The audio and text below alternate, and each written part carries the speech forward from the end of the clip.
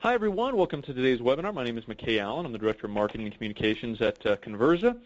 Thank you for taking the time out of your day to be with us and to join us for this webinar today. We have a fantastic webinar with Mike Templeman of Foxtail Marketing, and we're excited that Mike's agreed to join us today. He'll start his presentation here in a moment. First, just a couple of quick house cleaning items. People often wonder who is Convirza and why do we do these webinars, so I'll answer both of those questions briefly.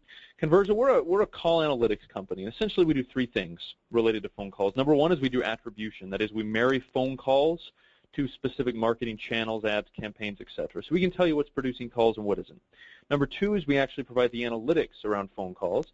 So we actually analyze the phone calls with voice recognition technology, and we can give you data relating to things like lead score for every phone call, conversion rate for every phone call, whether or not the call resulted in a sale for every phone call. The third thing we do is we provide automation. So we actually have workflow-based marketing automation built into our call analytics system. So this is HubSpot or Marketo-style marketing automation for phone calls. So calls can automate all sorts of actions, from emails and text messages to bid management changes for your AdWords system, or even alerts and notifications that go to people within your organization. So all those things can be automated. That's what we do. Second question is webinars. We do a ton of webinars. Why do we do all these webinars?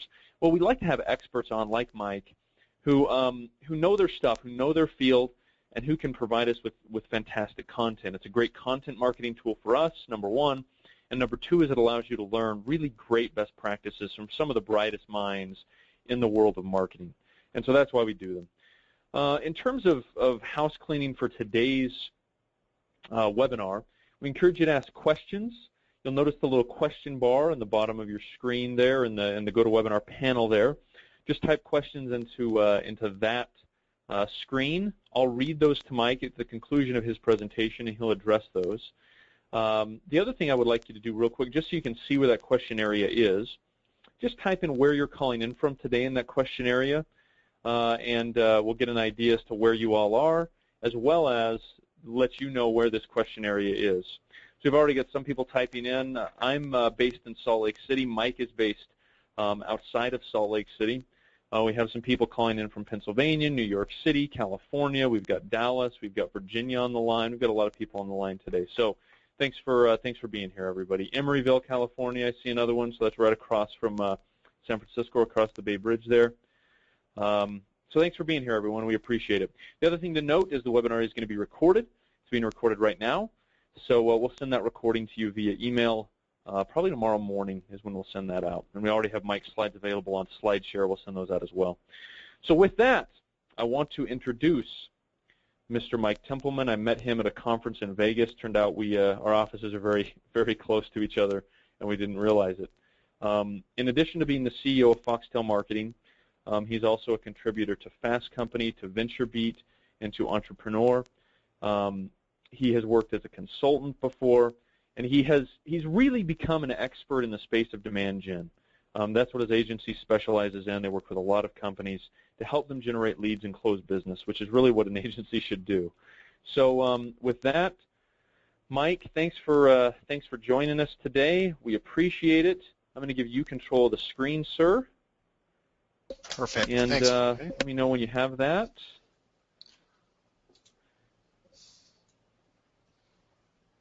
Perfect. Oh, there's Vanilla himself. Is that you, Mike? That's fantastic. You look beautiful. We often get mistaken for each other, but that is the Iceman himself. Well, he's looking patriotic, too, which is appropriate this week, so that's great. I know, right? Well, I am a Canadian, and today is Canada Day, so I guess there you go. So there you go. All right. Fair enough. Fair enough. All right. Well, Mike, thanks for joining us, man. We appreciate it. And go ahead with your presentation, and if there's any issues, I'll interrupt you. If not, we'll wait till the end for questions. Sounds perfect. All right. So as McKay was saying, today's going to be on demand generation. Just real quick, obviously, the little background on me. Along with contributing Foxtail Marketing, we're one of the fastest growing agencies right now in the country. About 70% of our clients are in the SaaS industry. A lot of the other ones make up B2B, tech, services. We do have some B2C clients in there as well. But the core string that runs through it all is the demand gen, this idea of a full funnel marketing campaign that moves people to a buying decision and how to optimize for that. And so with that, let's just go ahead and get into it. So demand generation, as we're defining it, is marketing that causes prospects to enter your funnel, progress towards the bottom of the funnel. I personally feel it must move the needle for leads. It has to be persistent. And it does not end when the sales team is involved. And we'll go over that in more detail, but that's something I'm very passionate about, is the idea of mixing sales and marketing, because I think that's the most effective thing for any company. So with most marketers, they are always obsessing about the bottom of the funnel. And obviously this is where the ROI and the metrics come in, where people can see close rate and conversion rate and lead numbers and stuff like that. So they're beaten up quite a bit to produce metrics from the bottom of the funnel. But if you ignore the top and the middle, you start realizing that it becomes a task to try and produce any real results there at the bottom. So we're going to focus on all three and some strategies to do that, and then some examples and some use cases for it as we go through. So real quick, let's start with the top. At the top, we like to use these channels for top of funnel traffic, and that is blogging, with social promotion, thought leadership, digital PR, and SEO can be included in here. SEO is pretty much a full funnel. It raises awareness, it also helps with the convincing, and then it helps close as well. So there's different stages for that, but just understand that SEO will be kind of persistent through all of this. Now with blogging, this is the one that a lot of people kind of hate, because everybody's tried blogging and most people don't get results out of blogging.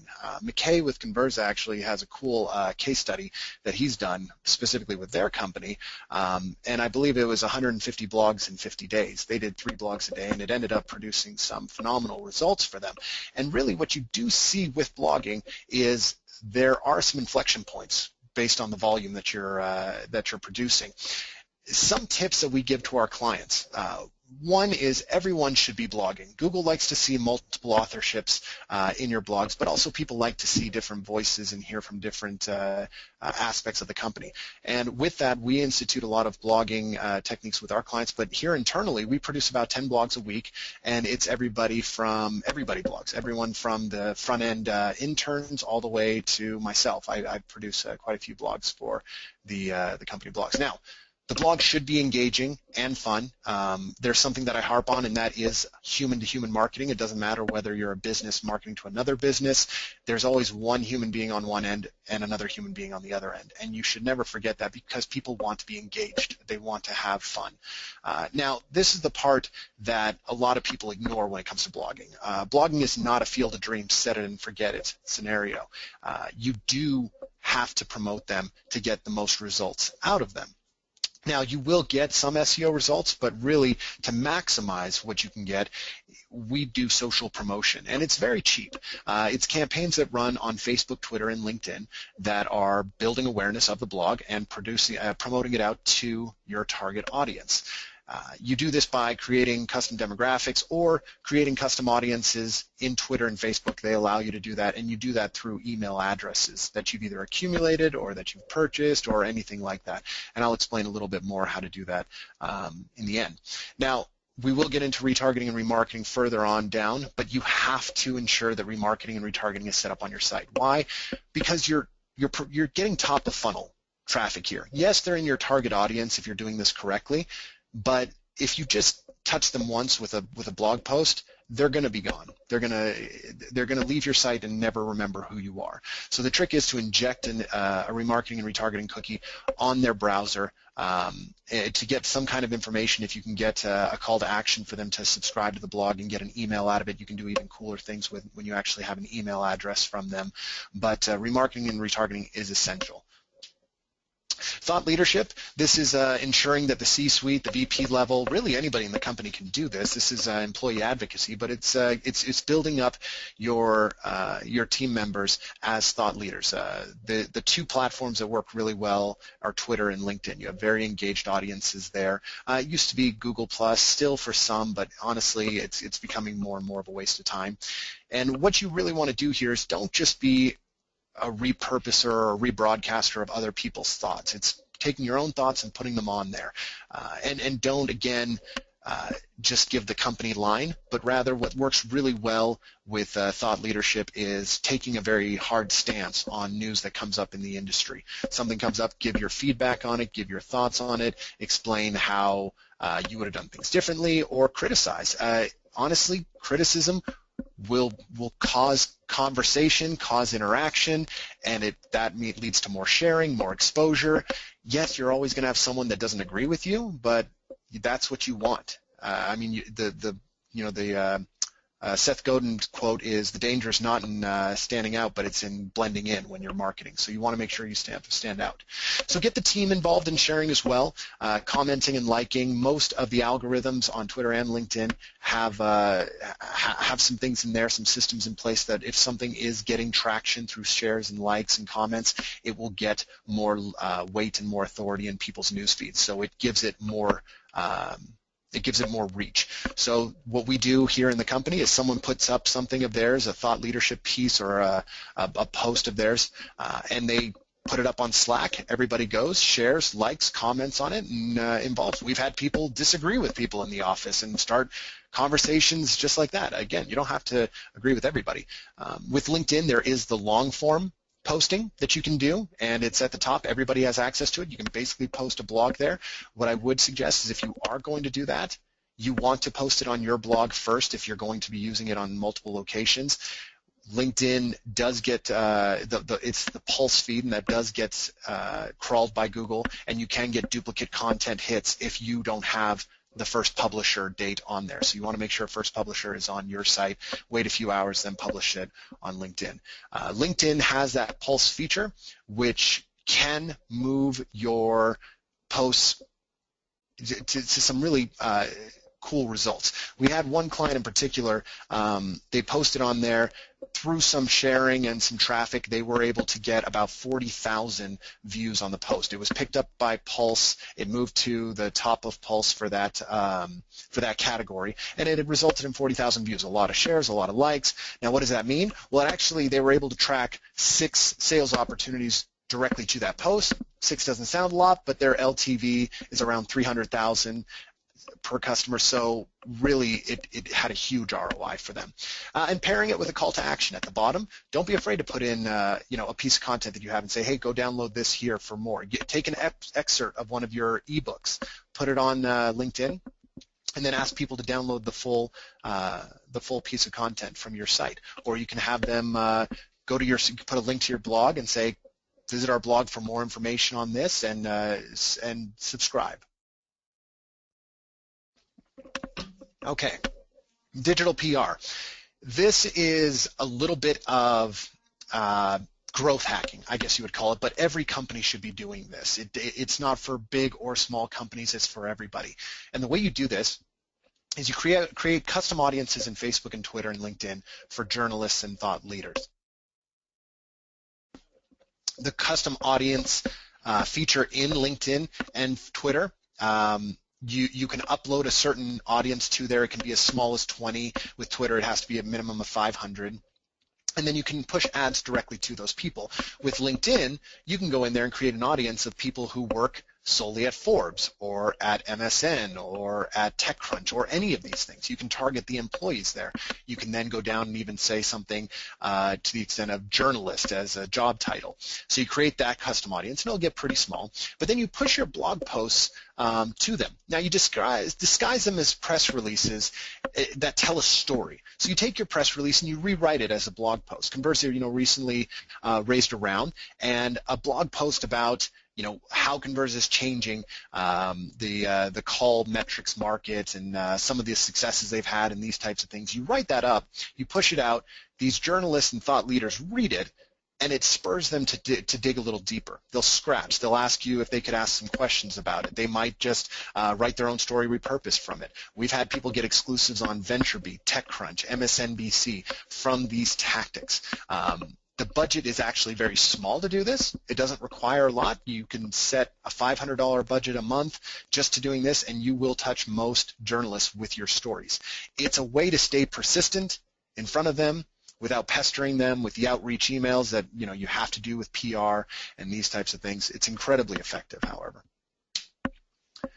Okay, middle of the funnel strategies. Here's where you get into ebooks. I always suggest don't call them ebooks. People hate ebooks. Call them handbooks, guides, workbooks, 30-day success guides, these types of things. Make them engaging.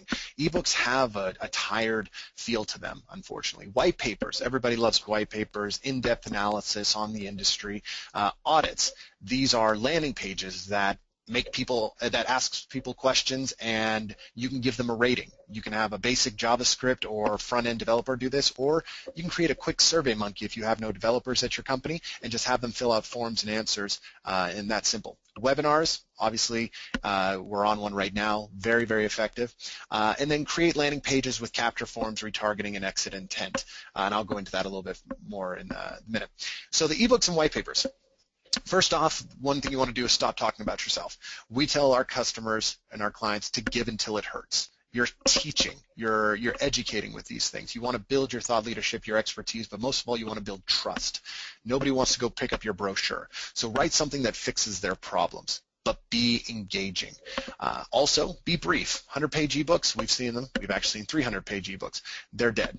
People want to read something they can read on the subway or before they go to bed or something like that. So 15, 20 pages, 30 pages, I mean, honestly, if that's getting pretty long, make them visual, have graphs, have text boxes, these types of things. And again, just going back to being informative, but most of all, be engaging. And what I mean by being engaging is a lot of people think that they have to write a dissertation on their industry and why their product is great and why their expertise are so high. But more than that, people, again, human-to-human marketing, want to be engaged. And I'll give you a case where we had actually two of them. We had two clients, one of them a Hadoop SQL database company, and then the other one a data analytics group for sales. Now, both of them pretty boring in terms of their product.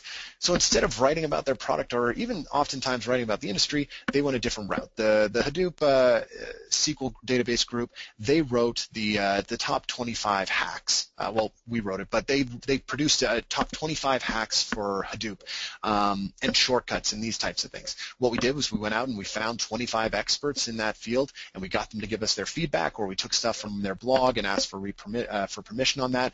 And why that one worked out well, all the experts helped promote it because it helped build their brand. Secondly, it was just really quick, easy read, and it was really engaging, so people loved it.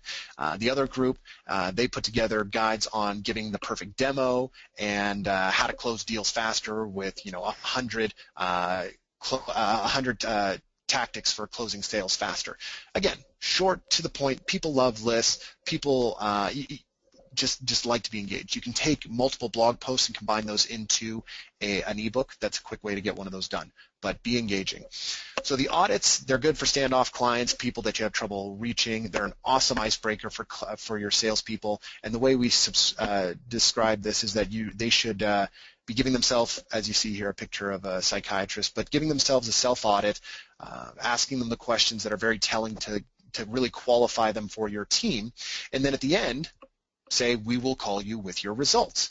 And it gets sent to a salesperson, and the salesperson can call, and they're not calling to sell. They're calling to give them the results and have a conversation. It's a perfect icebreaker. If they don't get a hold of them that way, email them the results. Again, you're giving real value to them. You're showing them some, maybe add some suggestions and improving certain areas that you notice are weak from their answers. Webinars. This is the one the first point is the most important. They always start small, but you got to stick with it.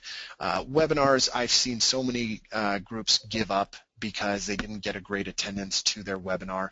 The point is that webinars compound. People that come to one webinar may want to come to another one, or they'll remember you and they'll keep coming. And at some point when you combine that with retargeting, remarketing, email campaigns, these other tactics, you reach these inflection points. We had one group who went from their first webinar of 10 attendees to 6 months later they had over 300 come to one of theirs. And that's because they started using all their other tactics. Another group we had actually broke their go-to webinar. They didn't have enough subscribers because they were used to around 20 to 30.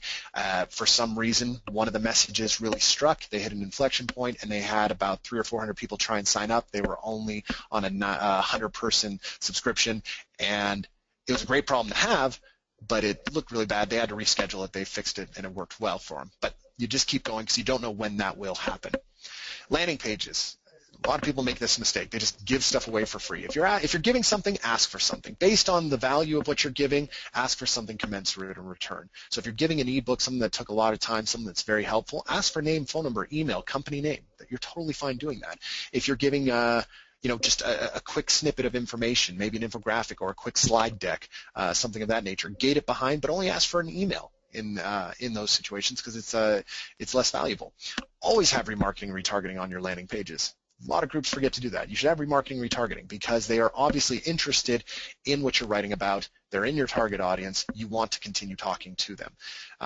And I'll touch on retargeting and remarketing later if anybody has any questions about that. Install exit intent to give it away for free. I know I just said don't give anything away for free. If you're giving something, ask for something. But you still want people to get your information because, again, it builds that trust, it builds expertise, and it will reinforce the brand with them. So there's exit intent softwares out there. It's just a little cookie you put, or a little JavaScript snippet you put on a landing page, and when they are going to exit away, it says, hey, sorry, if you don't want to give us your information, that's okay. Here, download this for free anyways. And so you get pretty much an 80% conversion rate on downloads at that point because most people will still download it if you give it to them for free at the end, but get the ones you can. The A/B testing. You should always be testing. Always be testing ad copy, always be testing landing page copy, always be testing everything. Buttons, calls to action, titles, images, everything should get tested. Okay, bottom of funnel strategies. Now, here's remarketing, retargeting. I'll get more into that. Marketing automation. Now, I call these bottom of funnel, but really those are full funnel tactics. They move people from the top all the way to the bottom, but I'll put them here just to discuss with them. Then we're going to go over some custom audiences and then working with sales. So retargeting and remarketing, it's actually one of the most effective means of marketing. It has huge ROI for almost everybody. The clicks and interactions that you get on those campaigns are very cheap. So if you look at CRM, for instance, CRM software, a PPC click for a keyword-targeted click on that for AdWords will run anywhere from $25 to $55, depending. And it's like that for most software. Data analytics, all these types of software is very, very expensive. A click on Google's display network will run you anywhere from 30 cents to $1.50, $2 if you're really specific. And so you can get them back to your site for a fraction of what it costs to get them there in the first place. Now, the reason you're doing that is because they came to your site for a reason. They're usually, if you're targeting correctly, they're in your target audience, so you want to keep your message in front of them. And there is this effect where subconsciously we don't recognize things until we see it 7 times. You know, the rule of that changes who you talk to. But there is that effect to where all of a sudden you'll start seeing this brand all over the place. If any of you have ever been to our website, you see us on social media, on every website where Google has an ad unit there. So you install the tracking cookies everywhere. If you have a property that your site owns, you should install your cookies there. The cookies that you should install, the ones that are like can't miss, Twitter and Facebook, and the AdWords cookie. Now, I know there's a lot more, AdRoll, and there's a bunch of retargeting services, but honestly, AdWords has about a 98% penetration, and Facebook and Twitter are the two that provide social media retargeting. You can do retargeting on LinkedIn, but it does require their pro features, and they actually manage it for you. And it's insanely expensive. If you've paid for it, you know you have to spend, I believe it's $1.50 per person per month that has that cookie on their site, which, just do the math, that can get insanely pricey. Now, the ads that people put here, a lot of people think, well, I'm remarketing, so let me get them to buy. Buy. Ask. If you're always asking, you're going to people are going to tune you out. So instead, keep giving. Again, give until it hurts. So do a display ad announcing your newest guide. Do a display ad about a webinar coming up. If it's remarketing to your target audience, you know that it's going to be money well spent. Have display ads for the audits, for free trials, for all of these things. And then mix in there, have in the mix, hey, let's talk, or fill out a form, or something of that nature. But make sure that it's not always just an ask. The more you can mix in other ones, the better the results you will get from retargeting and remarketing. Custom audiences. Everybody has email addresses. In fact, I'm we usually walk into most of our clients and they'll tell us they have 20 to 30,000 names. They've either purchased them or they've built them over the years, and we say, great, what are you doing with them? Well, everybody is blasting them with emails, and that's all they're doing. There's no segmentation or anything. What a lot of people don't realize is that with Twitter and Facebook becoming more and more popular, I hear clients say to us all the time, Facebook doesn't work for B2B.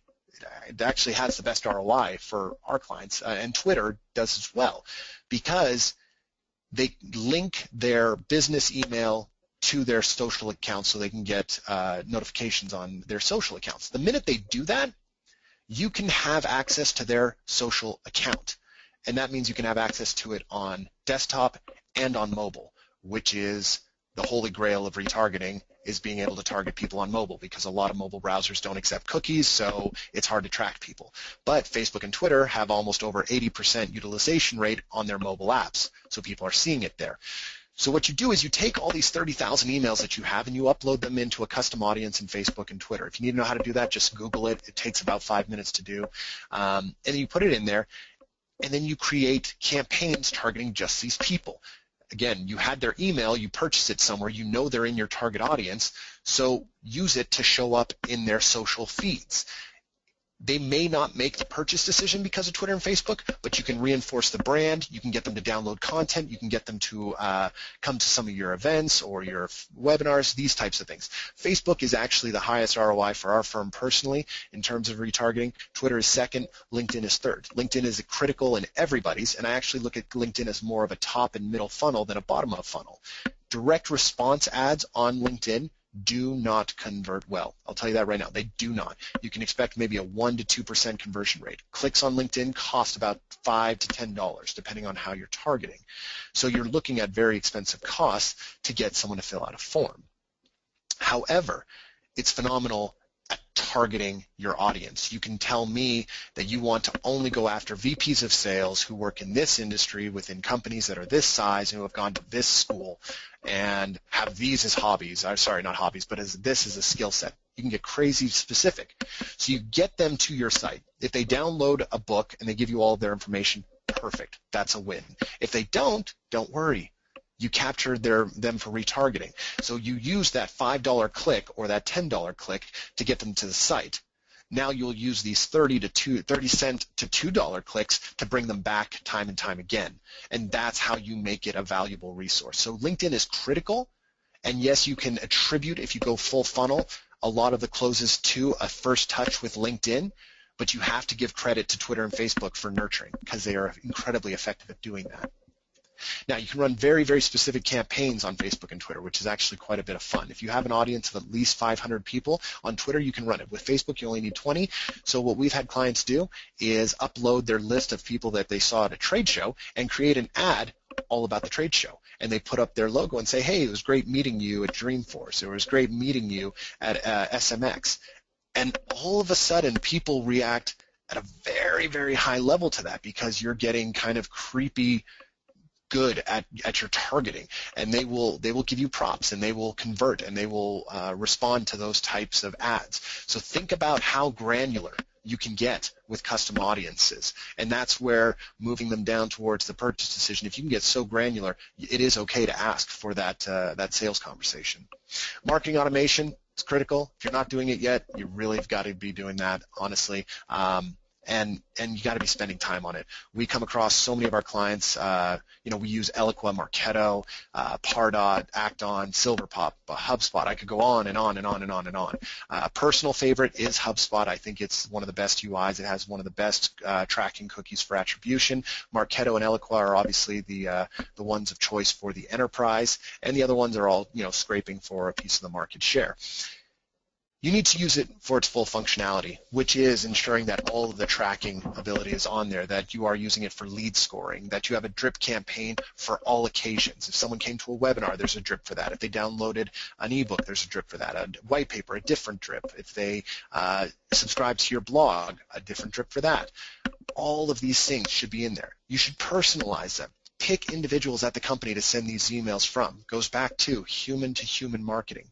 People will react if you speak to them on a personal level. So instead of saying, Convirza would like to show you a demo, or Foxtail Marketing would like to show you a demo, say, hey, this is Jim, or this is Mike, or this is McKay, or something like that, and have that conversation. Do not use HTML optimized emails. Those things just don't work on mobile. They also get blocked by a lot of spam filters, and the best converting emails are usually short text-only emails.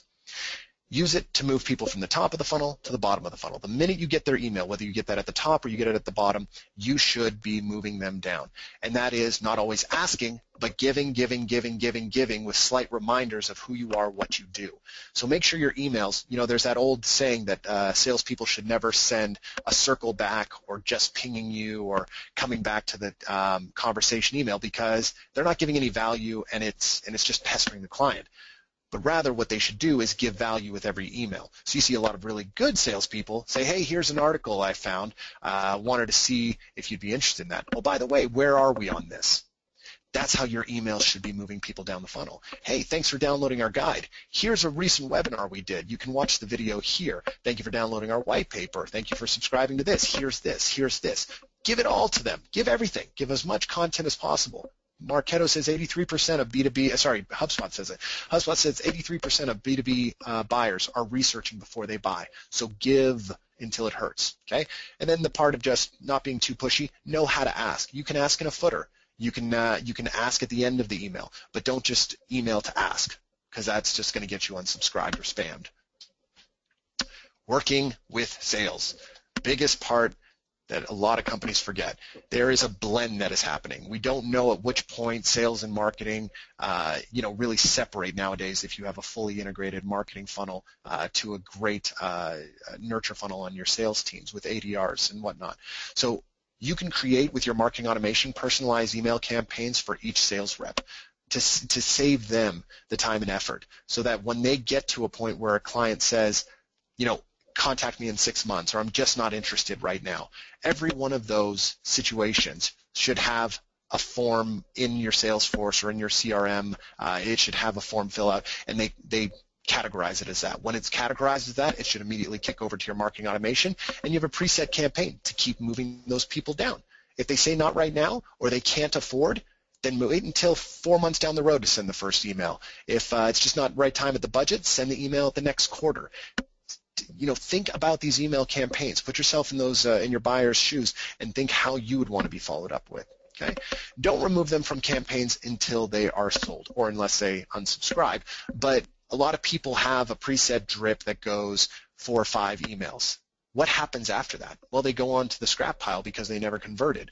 Or truthfully, after the drip campaign finishes, if they have not responded, they should go into your long-term nurture, which is your newsletter or your blog post updates or something like that, until they either unsubscribe or they close. Those are the 2 options. They either have to say, no, I don't want to hear from you anymore, or yes.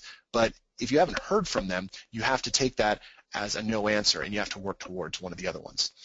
Give all the content that the marketing team uses and give it to the sales team. They want case studies, white papers, eBooks, infographics, slide decks. Why? Because they're going to share it with the people they're talking to, but they can also share it on social media. Social selling is becoming huge. And if these guys and gals have infographics and slide decks and these engaging types of pieces to share on LinkedIn or share on Twitter, they're going to seem more interesting, and it's going to go back all the way up to the top of the funnel and help build their thought leadership. It's part of working with the sales team, making the sales team members into thought leaders. So that covers the full funnel, some of the strategies in there. I'm happy to answer any questions you might have. I know I went quickly over a lot of things, but I can go more in depth if there is anything. McKay, you can go ahead if you'd like. Yeah, no, that was Mike. That was great. That was fantastic stuff. He really did a thorough treatment of demand gen in a short time, which is not easy. So that was well done. And I would echo everything Mike said as well. There's a significant amount of value that you can provide your prospects through just providing useful information for them. So whether it's data that you can provide them, whether it's content that you can provide them, man, there's a lot you can do for them that will spark them to give you their information and increasing information as they move down the funnel. So, yep, great stuff, Mike. Okay, we've got a lot of questions here, so let's just jump into those. All right, let me start here. So talk about eBooks. Compare those to white papers a little bit, Mike. I don't know if you have any data backing this up or if it's just opinion, but what are your thoughts on white papers versus ebooks? Do those definitions even matter anymore? They do. I have noticed that some people expect to have a more clinical, more investigative look at something with a white paper, whereas an ebook can be fun, engaging. It can be really anything you want it to be. Now, you can make it's kind of that old SAT question, are all white papers ebooks, then are all ebooks white papers? But no, white papers should usually be kept to being more investigative and informative, and ebooks should be more engagement-oriented. And we have had people kind of download a white paper that was miscategorized as a handbook or something like that and say, hey, this didn't give me any insights or in-depth citation or anything like that. So I would just say keep white papers informative, a little shorter, ebooks longer form, more engaging. Great, that makes sense. What about specifically for companies that are just getting started? So if you've got a very small email list, how do you even begin this process? Do you have to spend money at the outset, or are there content methods that you can use at the outset that will sort of jumpstart your engine, if you will, when you don't have that large of a database to begin with? Mm-hmm. So the ones that are the easiest to scale up on the lowest budget would be blogging, because you can get the resources internally to write for it. To give you some idea on what we've tracked ourselves, we've initially started blogging once a day back when we first launched the company. And our traffic grew and grew, and then it plateaued. We then went back to once a week, and our traffic actually never dipped. We then moved in one fell swoop to just kind of go nuts, and we now blog 10 times per week. In the 2 months that we've been doing that, we saw a 300% increase in our organic traffic, and that's actually very, very significant because we had really good traffic to start with. We've also had about a 200% increase in just inbound leads that we've been receiving from there. So if you can blog as much as possible. That's a great way to start. Have a call to action on the blog for people to sign up to get insights. If you go to our website, you'll notice there's a little pop-up that says, do you want some free marketing tips? Well, we capture tons of emails from that, and that's how we build out our list. And then the other way is to create something that makes them want to give you information. So an ebook, you could task someone in the company to put together an ebook, or like I said, grab 5 or 6 of your best blog posts and merge those into an ebook, put it up on a landing page that requires an email, name, phone number, and start building your list like that. Promote that socially. If you don't have a big budget to promote that, then go into LinkedIn groups, write ebooks that involve experts in the field, and then let them know, and they will usually promote it for you for free to their 20,000 Twitter followers or their 50,000 LinkedIn followers. That's a great way to get a lot of traction very, very quickly. We're working with a group right now on developing a big rock piece of content. We call it a rock because it's what you build everything else upon, but it's called the Inside Sales Bible, and it is a in-depth look at different aspects of inside sales, each chapter written by a different expert. And it's taken a long time to put it together, but the buy-in we have from these people and the amount of followers they have, and every one of them saying, we're going to promote the heck out of this, it's going to hit in a big way with almost no budget behind it. After that, we will be doing paid budget to increase that, but that's like a sneaky way of getting a lot of organic reach for your content. Perfect. Talk about retargeting a little bit. I'll give you our example, Mike. So we've had limited success with retargeting. It's really, I think, a great branding activity, but we've had a hard time actually generating much in terms of lead gen from retargeting specifically related to banner ads. And we haven't done a ton of Facebook retargeting, for example, but we've got a lot of people asking retargeting questions. Any best practices for retargeting, and is our experience common, or is that on the low end of the curve in terms of how we're performing with retargeting and not actually generating many leads from retargeting banner ads specifically? No, actually, that's a very common concern, and the reason that you can usually identify there is because you're asking. If you're constantly asking for the sell, for the sale rather, people are going to start tuning you out. So instead, we give. So we have a lot of retargeting ads, but very few of them are actually demands on their time. Most of them are us giving them additional information to build that relationship. You're going to notice that if you turn off your retargeting, your organic traffic and direct traffic are going to drop, because even though they may not be directly clicking on your retargeting ad, they are seeing your brand and it's making them come to your site. So retargeting should always be up. Again, it's great for branding, but if you're asking, if you're giving, that's going to start increasing the efficacy of your retargeting. And the way you'll measure that is you will notice that as you start putting in these other pieces, starting to give away with your retargeting, you'll notice that your organic and direct leads start increasing significantly when you're doing that. Also, image use is huge. You'll notice a lot of our ads have very bright colors, expressive people. In B2B, for some reason, people think that boring is efficient, and it's not, and boring is effective, and it's not. Don't put up the typical gears turning image that everybody uses in B2B, and don't put up the typical chart moving upwards on B2B. I mean, those images are so played out. Right. They're so played. I totally know what you're saying. I can picture the chart upward. Oh, yeah. And that's the thing is nobody even recognizes those anymore. We've already identified that people have banner blindness. They don't even look to those things. And if you're giving them banner blindness on top of giving them the image they've seen 100 times, you're just going to blend in. And that's another point on that is with AdWords retargeting, yes, it can be tough because they put their ads where banners are, and people have trained themselves not to look towards where banners are on websites. If you go out there and look at banner blindness, you'll see heat maps where people's eyes literally do not touch the areas of the page where banners are. However, with Facebook and Twitter, it injects your message directly into their newsfeed on both of those, so they can't get away from it. And 90% of the time, actually 99% of the time, the only way to identify it is that it has a grayed out text that says sponsored. But if you make it engaging, they won't even see it as an ad. They'll see it as, oh, look, a new article to read, or hey, a study's been done on this, or hey, I might want to go look at that infographic.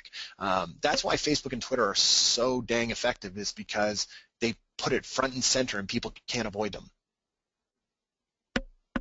That's great. That's great advice. Mike, thanks for taking the time today, sir. We really, really appreciate it. Really good content. This is, we've done a ton of webinars. We've done about 250 webinars over the last couple of years, and you had some fantastic, good tactical advice, and I think that's what everybody's after. So thanks for taking the time to prepare a great presentation, Mike. We appreciate it. My pleasure. Thank you, McKay. Everybody, thanks for joining us today. We really appreciate your time. We are hosting a webinar tomorrow with a partner of ours called Ring Partner. We're going to be talking about why call duration is not a good measure of lead quality for phone calls. So please join us for that webinar. You can learn more about that on our website. And Mike, any final thoughts before we close up today? No, I think I hit all the points that I wanted to go off of. I'll just leave with a nice picture of Vanilla Ice, and everybody have a great 4th. That's a great picture. Thanks, everybody. Have a wonderful 4th of July, or Canada Day, I suppose. So thanks again, everyone. Yes. Bye-bye.